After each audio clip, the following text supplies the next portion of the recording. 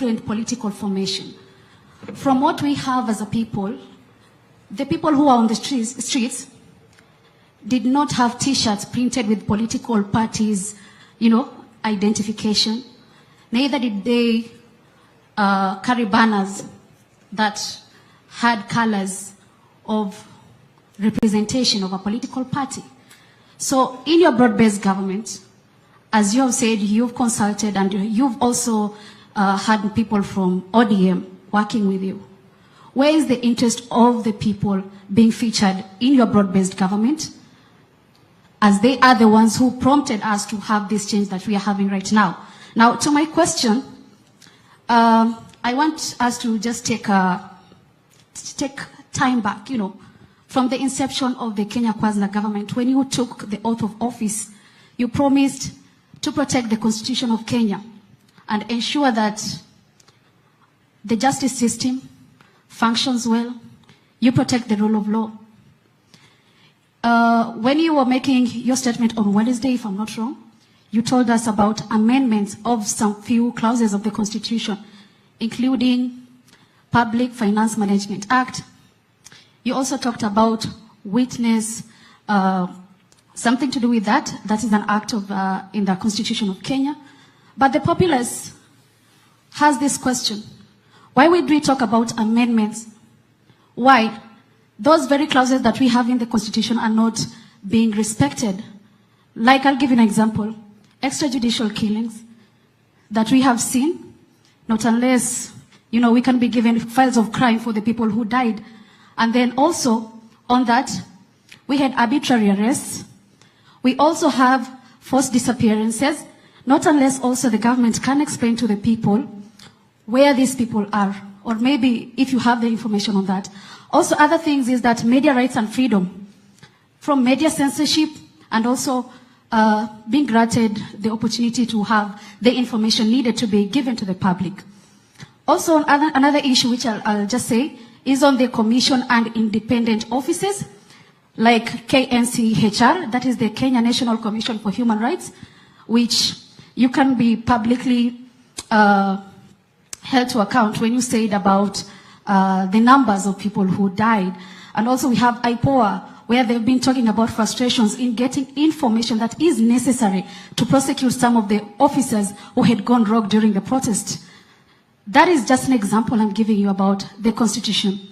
And also something else on leadership and integrity, whereby even one nominated person among those whom you've nominated in your cabinet is actually facing graft case in the EACC currently as we speak. And you talked about Singapore on development. Just a reminder, Mr. President, that in Singapore, they have extreme, serious penalties when it comes to matters corruption. Same as Indonesia, that just shows you how grave economic crimes are, especially matters corruption. So I want to ask you, Mr. President, you've told the Kenyans to give you time, to give you time to work on these issues, to set things right. If we are to hold you responsible today, Mr. President, what is the way forward from now on, seeing that there is the respect of the rule of law, the very Constitution that you sought to protect, and also in the event that these timelines expire, the ones you've given us, 6 months, 9 months, 3 months, 30 days, if they expire and we see no change, would you wait for the youth to start pushing for you to, out of government? And also, would you heed to the pressure that right now we are actually seeing 14 Kenyans have moved to the courts actually asking for the ouster of you, Mr. President? What do you have to say about that? Thank you very much. The 14 Kenyans who have gone to court are exercising their democratic right. That is how free this country is. That you can actually go to any court and demand whatever you want in court. That is the taste of the freedom that I stand for in Kenya. And I want to promise you that those Kenyans who have gone to court for whatever reason, they are free to do it, and the courts are free to make whatever decision that is constitutional. You have asked me, I think, 10 questions. Let me try and answer some of them. Number one, you have asked me, the people who went to the streets, they did not carry the color of any political party. That is correct. But remember, they carried the flag of Kenya. And that is why I'm saying, let us put the interest of the people of Kenya first. That is why I am saying this broad-based government must be a government that must do, at the very least, 3 things. And I stated them in my address to the nation. Number 1 is the subject of integrity, which you have spoken very clearly about. Dealing with the challenge of corruption. I have made very specific interventions. I have suggested very specific interventions on how to deal with the challenge of corruption. I have said we must change the Evidence Act so that corruption cases doesn't take 5-10 years. That is what happens today. That we should be able to conclude corruption cases in 6 months. I will be making the proposal to Parliament. I hope Parliament agrees with me so that we can deal with the challenge and monster of corruption firmly and decisively.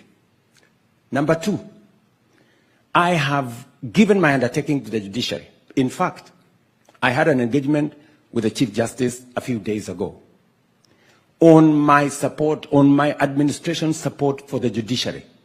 It is demonstrable. When I came into office, I made sure that the judiciary has sufficient resources to be able to discharge their mandate, to be able to deal with corruption cases, to be able to deal with all the other cases. In fact, I am the president that has sworn in the highest number of judges in the shortest time in Kenya to facilitate the judiciary to be able to discharge their mandate. Because it is said, justice denied is justice, justice delayed is justice denied. And you can ask from members of the judiciary my support for the judiciary. In fact, when I came into office, there were 6 judges that have been denied their right to be appointed. I appointed them the first day when I got into office to demonstrate my commitment to the judiciary. Let me also say the following, that on the subject of corruption, I am very clear in my mind, and I will mobilize resources that are available. I will mobilize every resource that is available to deal with the challenge of corruption. Number 2, I also said this new administration must deal with the issue of making sure that we create jobs in Kenya by making sure that we don't import the things that we can manufacture in Kenya. Number 3, I said this new administration I'm setting up must deal with the challenge of making sure that tax expenditure, we spend 400 billion shillings every year of taxpayers' money, paying companies, paying institutions, claiming tax refunds, claiming VAT refunds, in a process that is not thoroughly clear. And I have said that going forward, we have to deal with this problem. So I have laid out a clear roadmap on what the administration I've just appointed must achieve. I know you have said we must respect the Constitution, which we must. And I gave my undertaking to the country that there will be no disappearance of Kenyans. I gave that undertaking. There will be no Kenyans in Rivayala. There will be no Kenyans in Tana River. There was a time we had 30-something bodies of Kenyans in rivers. That will never happen under my watch. And I have said this with clarity. If there is any Kenyan who has disappeared, I want people to step forward and say, Kenyan so-and-so has disappeared. I would be very happy to deal with it. Because under my administration, I have said there will be no disappearance of Kenyans again. There will be no extrajudicial killing of Kenyans. I have said that with clarity. And let me also say the following, that as we go forward, we must be truthful. When the Kenya National Human Rights stepped forward with fake news and said 200 Kenyans had been massacred in Githurai, it was a flat lie. Surely. A whole institution that is supposed to be self-respecting, paid for by the government of Kenya, how can they go and tell the country that 200 Kenyans had been killed, which was utter, falsehood, I hope that's not the organization you want to defend, You cannot defend an organization that runs on fake news. And I will call them out, as Kenyans should call them out. We must stick to what is true. 42 Kenyans died, very unfortunately, in the events of the last 1 month. They shouldn't have died. Some of them in situations where the police were involved. Some of them in situations where criminals were involved. Some of them in different situations. All those situations are under investigations. And I have given undertaking that the government of Kenya will support those families, even as we get to the bottom of what happened in those situations. I have also undertaken that there are Kenyans who unfortunately lost property. We are also going to support them because it was nothing of their doing that occasioned all that happened to happen. Let me also say the following, that I am a great believer in the Constitution, and I will protect.